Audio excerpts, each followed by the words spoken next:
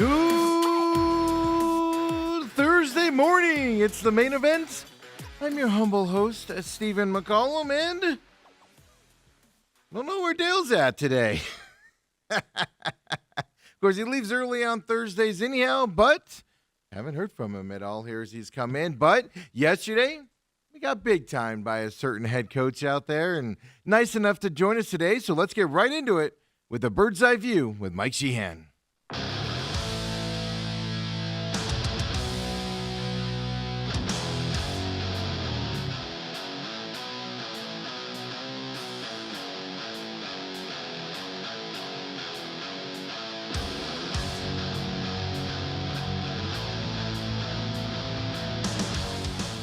And there he is, the pride and joy of Kingman. I'm going to have statues of him here pretty soon up there if he keeps up this trek and everything. Before we get started, Mike, how you doing, man? Good. How are you? I only have like 30 seconds today, so you might want to get through these questions pretty quick. All right, solve your penalties. Do this. Fire right back. Listen, if you don't think I listened yesterday on the way up there, on the way back, and I made the family listen, you're sorely mistaken. Were they giving you a hard time too, or they just didn't care? Oh no, they were like, Holly was actually laughing. She was having a good time. The kids don't care. Like it's funny. I listen to the main event all the time in the car. Yeah, appreciate it. Like Holly's never in the car because I'm bringing them to school and all that stuff. Yeah, and she's like, the kids like, oh, why do we have to listen to this again? So it's just, but sports talk. Oh no. I know. Yeah, no. I told you I was going to give you a hard time. The second, it was funny because yesterday somebody else texted me. Of course, you won Arizona Cardinals High School Football Coach of the Week for your win, of course, over Phoenix Christian on Saturday night. So somebody else had texted me it, and then I saw your text saying that you got a surprise trip up north and all that stuff. So the second, I was like, hey, I'm going to give you a hard time today. I knew exactly where I was going with it. So that was fair.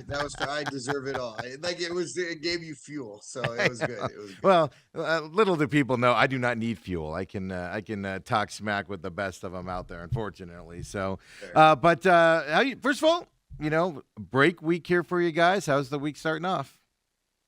Honestly, good. It's such a short week, right? So, because now we did. That's the word I told you I got to stop doing. Okay, if I say right, you need like a little buzz. If I say the word right, just buzz me. Or I should have a little shot collar over here. This week's been a show. Oh, there. Well, man. Hey, I figured if he's gonna blow us off, we could coach of the week, and it's my schedule now. I figured I'll show up when I want to show up. Talk about jump scares when that comes onto the screen and just slides on. All that. The best part, I can hear all the setup. I can see him walk in. I can hear everybody setting it up. I can hear, hey, Dale, let me know when you're ready. I can hear all of that. So I'm just sitting here listening to you while it's all happening. So there was a question in there somewhere. Yeah, I know. Right? I just said, how's the break week going? Obviously big game this week, and and then you got everybody's off this week on top of it. You got to worry about that stuff, right? Yeah, it's been weird. It's obviously fall break. It's a frustrating one when you get out of your schedule. So just like having a game last Saturday, out of your schedule and all this stuff, and like trying to make everything normal for these kids is so hard. So they're off this whole week, and when they come to practice, like I don't know what they've been doing all day. I don't know if they've been sitting around playing video games, doing nothing, eating. I know they're not up doing anything that they should be doing to prepare their bodies for practice. So they kind of get there, start a little lethargic on Monday, a little bit. Actually, it was horrible Tuesday. Last night was okay, and we'll see how today goes. Usually we do a walkthrough on Thursday, but we're doing an actual practice today just to kind of keep going through our stuff. Are you practicing in the morning or at nighttime? Did you change the schedule up, or you keeping it consistent with the break? Yeah, I'm still consistent, still at the same time. So it's trying to keep that part of it, but it's just weird. It's just when they don't have school and you show up and there's nobody there. It's just, I don't know. It's a different kind of flow, and it's a short week, right? So on top of it, shot color, right? Absolutely. We played on Saturday, and then usually Monday is our install day. But Monday we had to kind of get going a little bit, watch some film on Monday, and it's been a weird, but hopefully everything's panning out. I was giving Dale, and we'll bring Dale into this here. Dale, speak anytime, but Welcome to the program, Dale. Good to see you guys. Truth be told, I was running late today, too. There was traffic galore out there.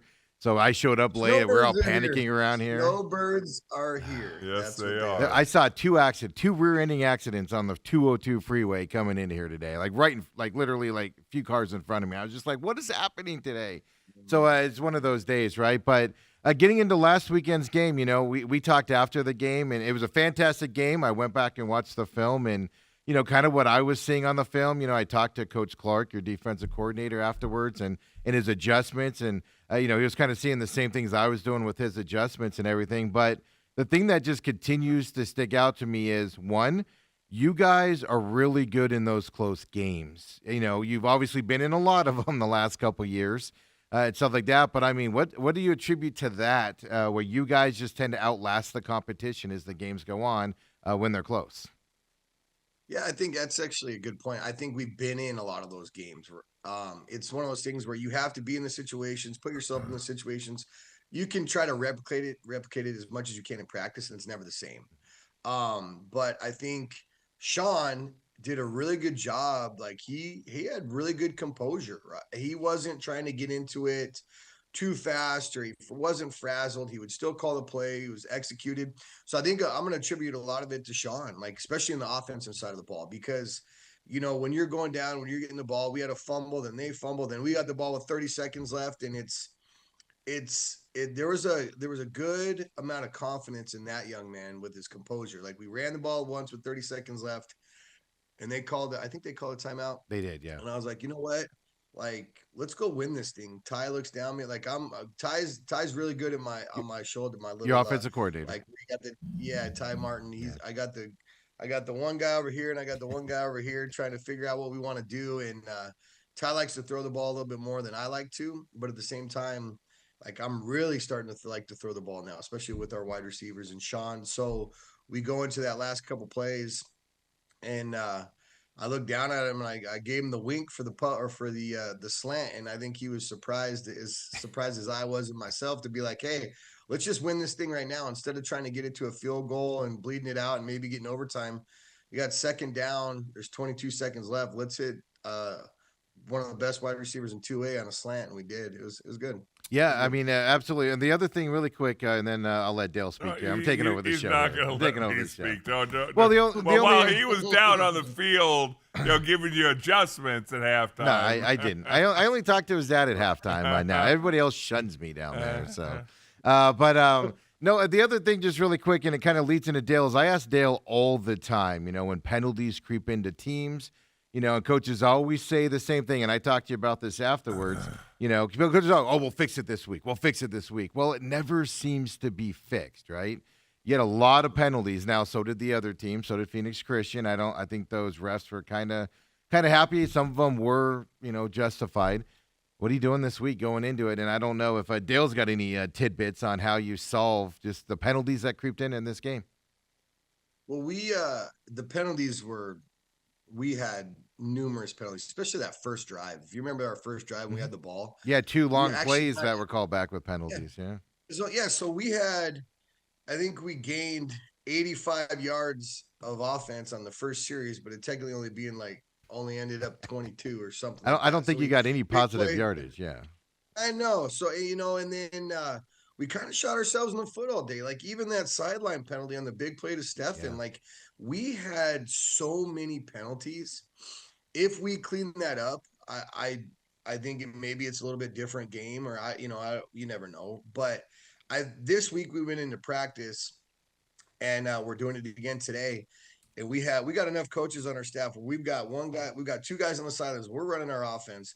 We got two guys on the sidelines. We got a coach behind, Coach Gilbreth, which he usually spots the ball, but he's a little bit too slow. So we had to put the younger guy there. So Coach Gilbreth that was for you, Dale. So we put Scott behind the offense to make sure there's no holding calls. We got two coaches, sideline, and everything has to be perfect this week. We have worked on everything being perfect. If we get in our hurry up, we're up to the line of scrimmage. I don't want to see a wide receiver messing with his gloves. I don't want to see a wide receiver rocking in his stance. I don't want to see what they emulate on a Sunday, because those guys are different.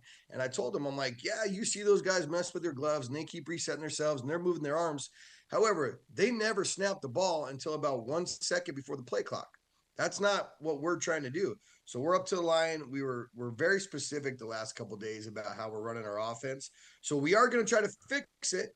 It could get worse. It could stay the same. They're high school kids, but we're trying. Let's say that. And we talked about like our holding calls are, a couple of our holding calls are like when you snatch someone. So if you have someone, they're kicking back and you'll pull them straight down. Yeah, I mean, yes, it's a holding. No, it's a holding. It's a holding to some. It's a holding not to some. So how about we stay? My dog. Sorry. Why don't we stay out of that? Let's just not snatch kids, move our feet, and be better athletes. That's all. Well, the thing that's always gotten me is it seems like the pre-snap, post-whistle penalties are the ones that can drive a coaching staff crazy. There's going to be a holding call. There's going to in the middle of a game, you're being aggressive, you're flying around. There's going to be a penalty or two. But jumping off sides, pushing somebody, I can't tell you how crazy it makes me when somebody pushes somebody after the whistle or whatever. It's like, take a swing at me. I don't care. I got a helmet on. You're not going to hurt me. I know. But there's going to be a holding call. There's going to be certain things that happen during the play, but it's those pre-snap, post-whistle. Did you have many of those on Friday night? The pre-snap. Yes, we had the pre-snaps like 2 men in motion, even though we don't. It's because we run a fly motion a lot of our plays. And one of our wide receivers is over there messing with his glove and rocking while the other guy goes in motion. And it's like, what are we doing? Or like our wide receivers slowly walking up to the line of scrimmage. Hey, let me make sure everybody sees me in the crowd really quick. Look at me, get the stance. Now I'm ready to go. And we're already running our motion, and that's a penalty. And then our center, Sammy, he's got a little tick right now. I don't know what it is, but he'll move the ball a little bit. He'll move the ball once and then move the ball again. So we got another one of those penalties. He's had one almost every game. So we're working on that as well too. So if there's the pre-snap penalties, I want to say there was 3 or 4, and that is that'll drive you crazy. Exhausting. That'll exhaust you as a coach. It's exhausting. So 2 things real quick, and then I'll let Steve talk. You're good. 2 things. I know that in years past, the center was doing that. You'd be all over the offensive line coach. Have you said anything to him, or you get going soft in your old age? It's all coaching. It's all coaching. But Sammy did switch his snap from the straight down to the top of the point. You know what I'm talking about now? So he switched I noticed snap. that. So I noticed that. Yeah, so I feel like he's been pretty good with it. However, he did rocket one back about 60 yards on a drive. So that kind of like that one was not awesome. But that kid's so consistent. So I'm never upset with Sammy ever in my life. Even if he makes a mistake, like that one mistake per 1,000 plays is not too bad, but we got to clean it up a little bit. And then the last question I have about the penalties is who was the sideline infraction on? It was on RJ. You know RJ, the crazy one. He was a freshman last year, like the loudest one, the crazy one. Like RJ. Oh, player, not a coach. Okay, player. No, he was the one that would sprint the water bottles out to the referee. Do you remember RJ from last year? He was a freshman. Yeah, well, it didn't work. The sucking up didn't work, obviously. No. So we had a big play with Isaiah Steph in like a 55-yard gain or something on a deep pass. And then that knucklehead, like, he's just celebrating. He's a jovial kid. He's into every play, and he hit the referee. Now, however, I looked down the sidelines, and the only one that wasn't in the box was my dad, like the stats.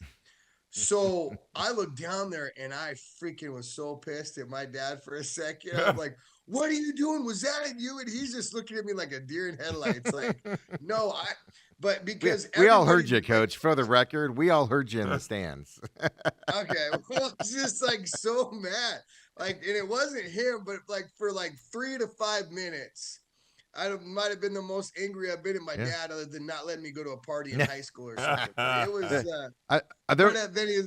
Go ahead. I would say there was a point where I were literally about to say to Autumn and go, I'm going down there and I'm going to be the sideline enforcer. So he stopped yelling at people about this. Oh, no. But it wasn't just you. Everybody else started yelling it and all that too, you know. So because literally since we had since you run into the referee, if we get another one, just by crossing over, I'm kicked out. Yeah. I'm kicked out.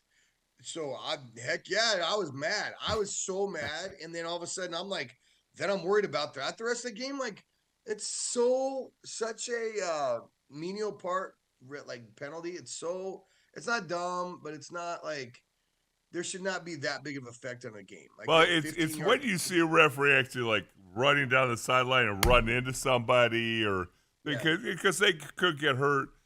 See, last year a couple times, and the year before when Mike came over to SCA, I almost tried to get him kicked out on purpose. Like I'll get too sidelined in practice. But we started, was it last year or the year before, with the whole jersey thing? The jerseys didn't come in or something, and so he started off with the penalty. Yeah. I started my head coaching career at SCA with that. We didn't get our white jerseys in. They from Honduras or wherever they come. We ordered them in February. Yeah, there wasn't even tariffs then, so it's like we couldn't eat. Like it took forever to get here, and all of a sudden we didn't have our white jerseys for our first game. So our first 2 road games, we had to wear our home jerseys. So then we were giving a penalty both games, 15-yard penalty to start the game. And I was giving it, what was it? What do they call it? A warning? A personal, or like it wasn't even a warning. If I got another 15-yard penalty, or we had a sideline thing like we had the other day, I would have been kicked out because of stupid jerseys. Like, what are we doing? And every once in a while I'd stick my foot out there just to go, do it really neat. As the ref's running by, Dale's trying to do it, right? Well, my last thing on the penalties is Dale brought up, it drives him nuts, the after play penalties or the pre-snap ones. But then the other side that's got to drive you nuts is a lot of the penalties happened on big plays, either calling them back or you get the big play like that Isaiah Stephen one, and then you get marched backwards even though it's a completion and stuff like that. I mean, you guys were able to overcome that as the game went on. But, I mean, it's when penalties happen as well. Is that kind of a focus as well? Absolutely. It's in big moments. We can't have you got to be perfect in big moments, right? Actually, you have to practice on being perfect all the time. Routine things routinely, and you can't get out of your little box. No moment's too big. Like we've been in too many of those moments. Like so many cliche coaching comments in one sentence right there, if you notice that. But you're getting better at it. You're getting better at it. I know, right? Like I don't like to be so cheesy. Like I don't know, but I think in those big moments, we just have to kind of like buckle in, be a little bit more mentally strong, do things a little bit better, and keep RJ on the sidelines when we're on offense, maybe just passing out waters behind the crowd. So that'll help us. I do. Dale, you go first. I do have a question on your quarterback because I noticed he does this a lot, but it seemed more pronounced in this game. You want to go first, Dale? Or do you want me to go first? It sounds like you're already into it. So go ahead. Well, because I don't know. It's maybe explain this to me because I ask a lot of coaches, like when coaches run their left-handed quarterbacks, roll them out to the right and expect them to throw the ball. It drives me nuts, especially at this level, high school level and things like that. So your quarterback comes to the sideline to get the play. Sean does, right? Sean Hogelson. He comes to the sideline, gets the play. Sometimes, man, he's just going back to the huddle and taking his time. And then other times he's like jogging out. Is that a coaching thing, or is that, like you said, kind of a, hey, everybody look at me while I walk back to the huddle type of a thing? I think it's a little of everything. So yes, it's with Sean. He loves what's the best way to say it? You love Sean. He's not that bad though. Like he knows he's pretty good, right? And I'm sure his girlfriend's in the stands, and once he gets to play, they make eye contact and he jogs. That's what I was gonna say. I've noticed it more when he's down toward the student section. Oh, yeah, I would almost guarantee it, and no, but I feel like as far as like fast into the huddle, I'll yell at him for that stupid stuff. So I feel like in and out, I think sometimes we try to control the time, either we do our hurry up or we're slowing it down or we're doing something like that.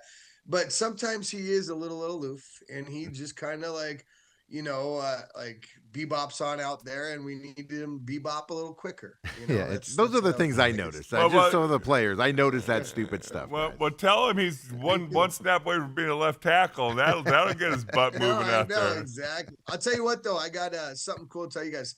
And I don't know if you saw it on Twitter, but for the third year in a row, and I think ever, we never had him before, is Sean was he's getting a medallion for the Ed Doherty Award, which is like the high school Heisman for Arizona, which Right. is actually gives me chills as I say that right now. So he's being awarded that today at practice. And, to see that kid come from literally a left tackle, tight end type, real goofy kid, God bless him, as a sophomore, and giving him as an opportunity as a junior, being a state championship quarterback, and now on the Doherty Award list. And I think he's like 28 touchdowns, 27 touchdowns and 2 picks, and throwing for, 1,900 yards. I'm so proud of that kid. Like that's what high school football is about. And it is so cool to have a kid that didn't grow up in a flag system and play flag football for the Argos or, these other teams, the Future U's, and all these teams that like build up these kids and put these kids in a box. We got a kid that was a basketball player, tight end / left tackle, that played offensive line in high school and middle school. We turned him into a quarterback, and look what he's done. It's pretty awesome. Yeah. It's pretty fun to watch. All right, so let's get down to the serious part of this thing. So obviously, last week, big game, and it was on a Saturday, almost a standalone game. A lot of press on it. I'm sure you guys had a little more focus than you've had in previous weeks. Mm-hmm. And you beat the number 2 team according to the rankings. Now, how do you get them back focused? Is it Camp Verde tomorrow night? Mm-hmm. Yeah, Camp Verde. They're 7-1. Yeah, they're. Yeah. How do you get them back refocused? I think it's just one of those things we had to get. It is like refocus, so kind of keep going. That's why we keep it at the same time practice, and we talked about like Camp Verde's a good football team, so it's one of those things where you have to be prepared. We can't have a down week; we will lose. So you've got to, and it's not one of those things where you're trying to hype them up. You're not trying to make them feel a certain way. Like, no, this is the truth. Camp Verde's a good football team. They're going to come. They were in a bunch of articles like before the year even started. They were talking about playing us, and now last week the coach and a couple players got interviewed, and their sights have been on us for a couple weeks, so they're going to come ready to play. Just had to prepare this week, still preparing today. Just trying to go 1-0 every week and try to baby steps with it. Yeah, so just to update it, Camp Verde is ranked 5 in the new standings this week. You guys moved up to number 1 after beating you, and basically Phoenix Christian kind of switched. They went to 3. And then Phoenix Christian and Veritas play this week, so that'll be an exciting matchup as well coming up. But, so Camp Verde is a good team coming down from up north, so they get the long bus ride this time. Before we get to that, I mean, Dom Dickerson, right, is getting all of the love right now as well. I mean, when the kids see that, right, you're in Arizona Republic, and they vote on Players of the Week, and, 5A players, 6A players tend to win those awards, and he ran away with it, right? 4,000 plus votes there for him. Just keeping them from reading their newspaper clippings going into this week. I mean, how big of a? I don't think you can keep them from it. They love it. So it's and Dom is he's a basketball player turned football player, which I'm appreciative of now, and I think. I think it's great. It's good and bad for these kids, but I'm going to take it as all good, because if you're playing like that and if you play that big in a big game, then you do deserve a little bit of credit, right? I do think he has a little bit of confidence, right? So let's just call it confidence. He has confidence, so that just feeds into that a little bit. And I'm going to take it with the positive with him, because like some kids need different stuff. Some kids need like hard instruction. Some kids like this. Some kids need kudos. And I think for Dom, like everybody likes to see their name in the paper, and everybody likes to see that kind of stuff. And I think it'll motivate him to realize, yeah, I'm a pretty good football player. Like I can do big things. So in the bigger moments, he's not going to shy away from stuff, and he can.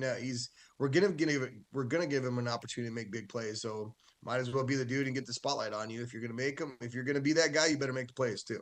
Right. So whose head is bigger, yours or his? And if you try to walk into the meeting room together, who gets stuck at the door?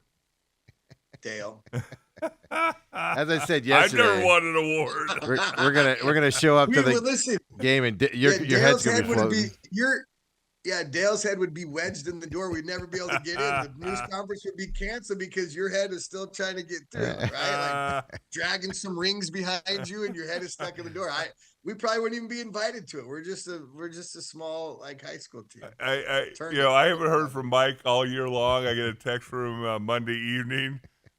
He's mad because Troy wasn't being super duper nice to Caleb Williams. He wasn't super duper nice. He was you know what he was? It wasn't just with Caleb though. He was Italian. When they scored that long running touchdown, he goes, Bears just got lucky. I know. I'm like, dude, just like, well, here's what I heard is Caleb apparently, I think Troy took it a little personal and acted a little whatever. I don't know. Don't talk Kingman on us. Yeah, so Caleb, like, he was supposed to have like an interview, like, you have the pregame interviews or whatever stuff, and Caleb continued to practice instead of worried about the media, which is good. And he didn't show up. He sent Troy a text later on, and Troy never replied to him. So Troy took it all personal. If he's going to be that much of a, like, lack of a better word, if he's going to be a little emotional about that, then I'm glad Caleb won and he got to act like a baby and be shown like that on social media. I love it. Hey, I texted Troy and he said he didn't like his right pinky fingernail polish. I know, I'm sure. I guarantee. Listen, I was like, what is that? Like, I was so excited. I didn't notice the nail polish last couple of weeks. And then it comes out, it's pink, right? And it's for breast cancer. So yes, respect. But bro, what are we doing? I dare you to come out Friday night with just your pinky with pink fingernail polish. You got a daughter. No. You got a daughter. Not doing it. Not doing it. Not doing it. Not my style. Yeah, it was pretty rough watching that game, and Troy's taking all sorts of heat over that.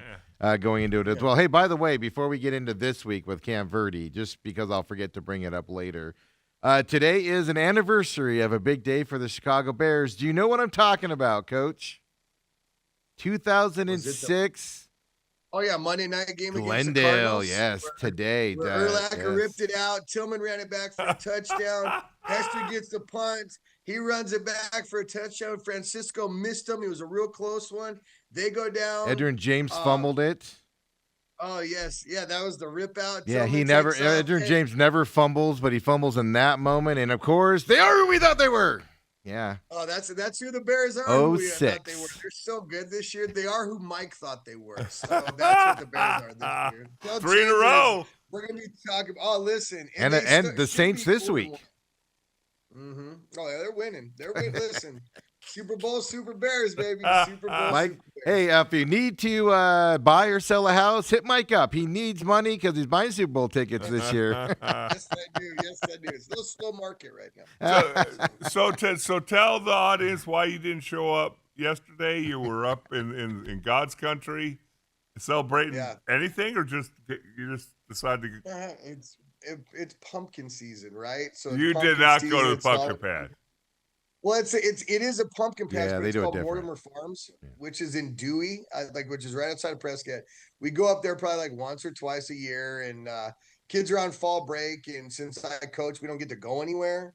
So Holly kind of creates these little day trips or does something with us. Come on, dog. Holly does this stuff. She just walked by, pulled my cord. You shouldn't be talking about your wife and then go, come on, dog, at the same breath, man. Come on. No, we went up to Mortimer Farms. There's like a corn maze. There's they got a little country. It's actually a really cool place. I'm plugging them, but it is awesome. No, it's a nice place. Oh, it's super cool. Like all kinds of stuff to do for the kids, and they kind of run around, pet some goats and feed some chickens, and it's a good day to get out of town. It's 58 degrees up there. I got to wear a sweatshirt. Fat guys love sweatshirts, so it was a great day. Did you get a family picture? No, we got a kid's picture, no family picture. What? Dale will just critique your smile anyway and how you look at it. My chin already looks bad on this. There's no way I'm going to get you angle down, Coach. Yeah, angle down. It's hard to do a 30-minute interview with your chin extended like this. Like push your tongue against the top of your mouth. That's what I heard. Like all right, and then it's so you got Cam Verde coming to town. Again, I never believed ratings, whatever. Some people are lower rated than they should be. Some are higher rated than they should be. All those things. Talk about Cam Verde. What are you expecting to see Friday night? They're big. They might be the biggest O-line that we've seen. Their center is awesome. This athlete kid, he's a wrestler, state championship wrestler. Um, Really good football player, plays center and nose tackle for them. They're big on the offensive line, like really big. Like they are 5A, 6A big on the offensive line. They're out. They got some pretty good athletes on the outside. Quarterback's got great legs. Coaches do a great job. They're an air raid team, so it's tons of screens, tons of stuff. Get rid of the ball real quick. Run some outside zone. Try to hit them with some power. They want to screen you a lot. It's an offense where you got to guard, 53 yards wide and all the way back to the end zone. So they're gonna be tough to stop. And defensively, like I said, they're big. So they're big. So we're gonna hopefully we can hit them in a couple spots that we need to. Hopefully we can get the run game going.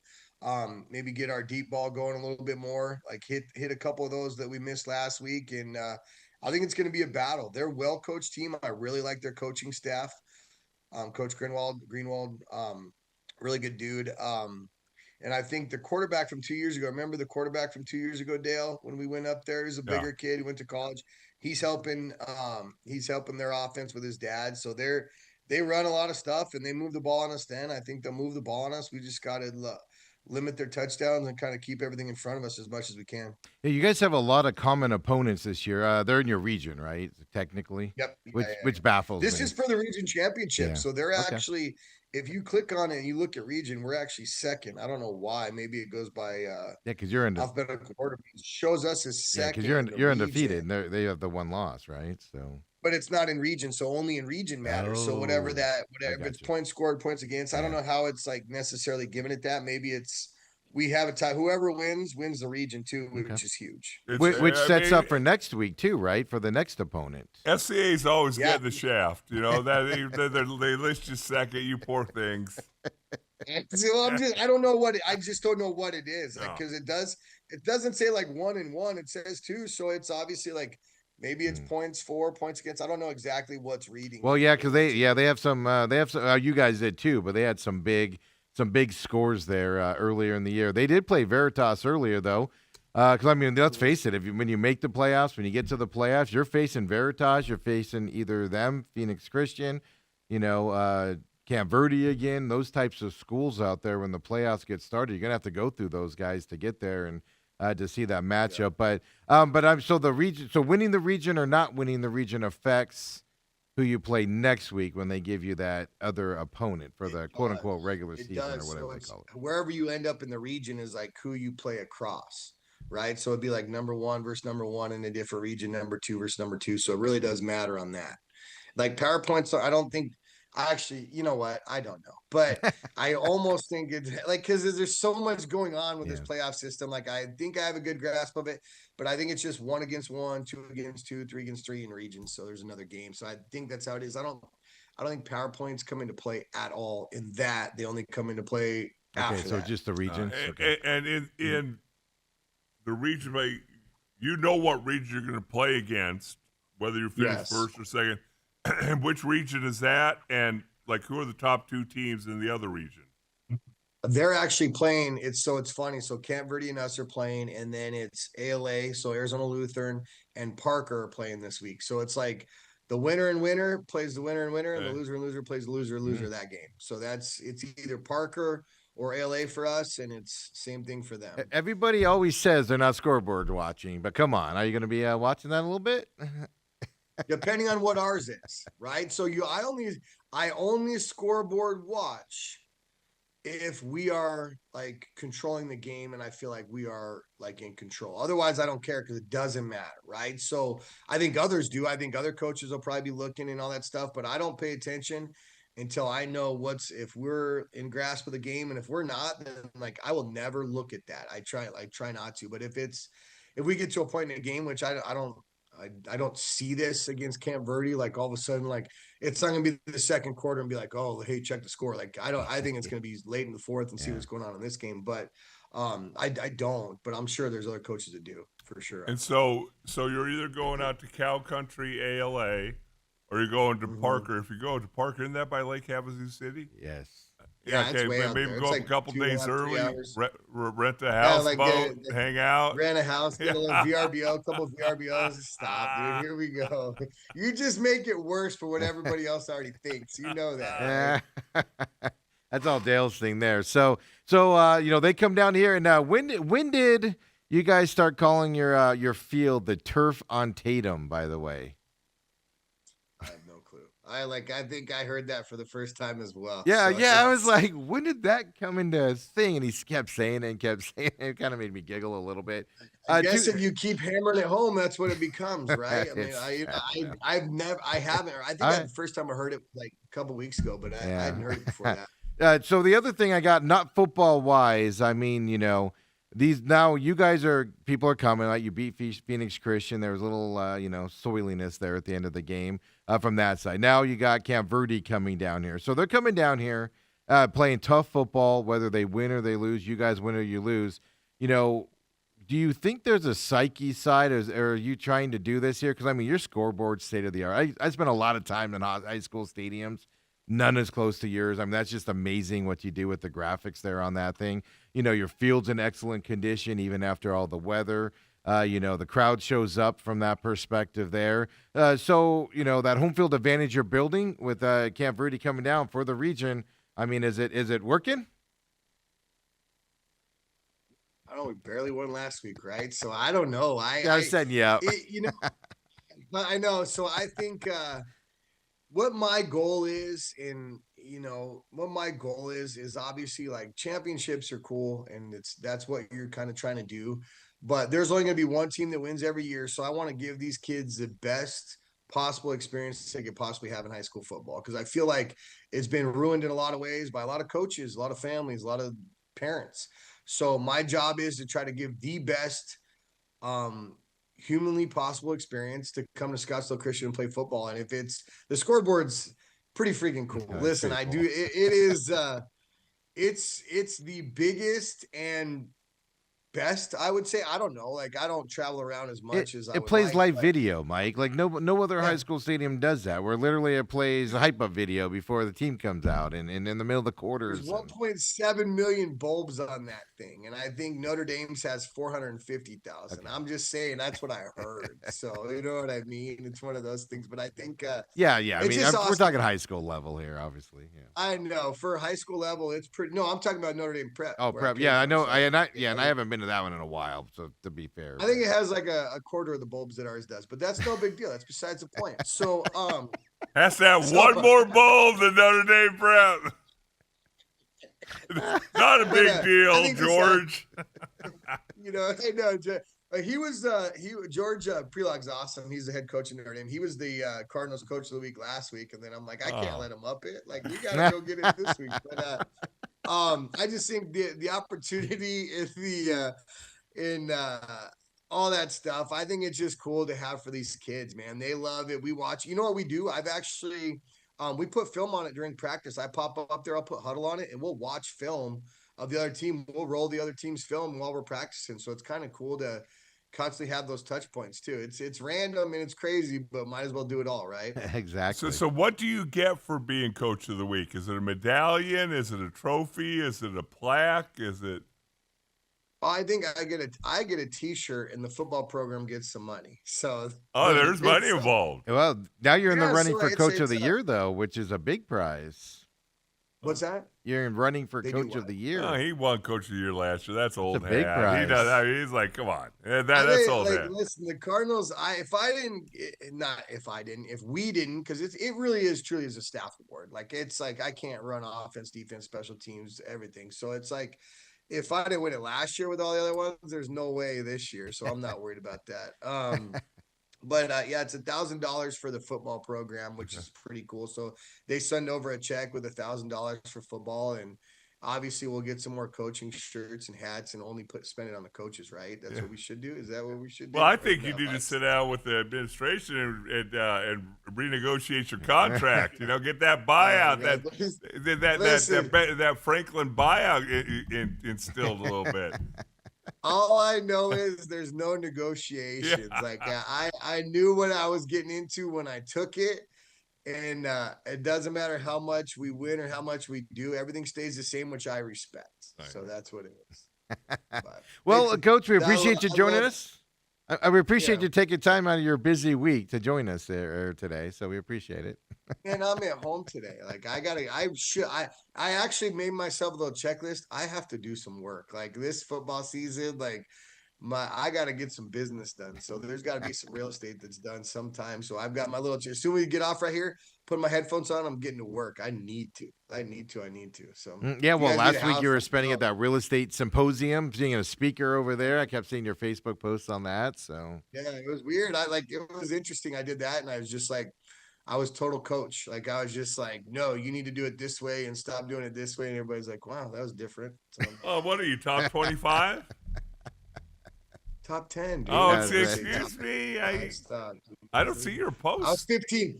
I was 15 last year, which is frustrating, but football season kind of slows me down a little bit. Always got an excuse, don't you? I do. There's always Good something. luck to you on Friday night. Absolutely. We'll see you Thanks, then. guys. Good luck, Appreciate and we'll it, talk to guys. you next week. Talk to you. It's him, Mike. Of course, that was Scottsdale Christian Academy head coach Mike Sheahan. There as well. Dale, you got to take off. Yeah, I come here. I get to see the big man. And That's the only reason Dale came in today, folks, was that right there. Not for this. you're right about that traffic, though. It was terrible today. So get out of here, Dale. I don't want you to be late there because one of the accidents was right where you're headed right now. So hopefully it's cleared up by now. And everybody else, I'll get you going here to the top of the hour. Then Uncle Lou comes in as well here on this Thursday. So we'll get it all rolling, keep it rolling here. And Sam Levitt playing. Well, we got some ideas on that with the injury report. We'll talk about that. It's coming back. The main event.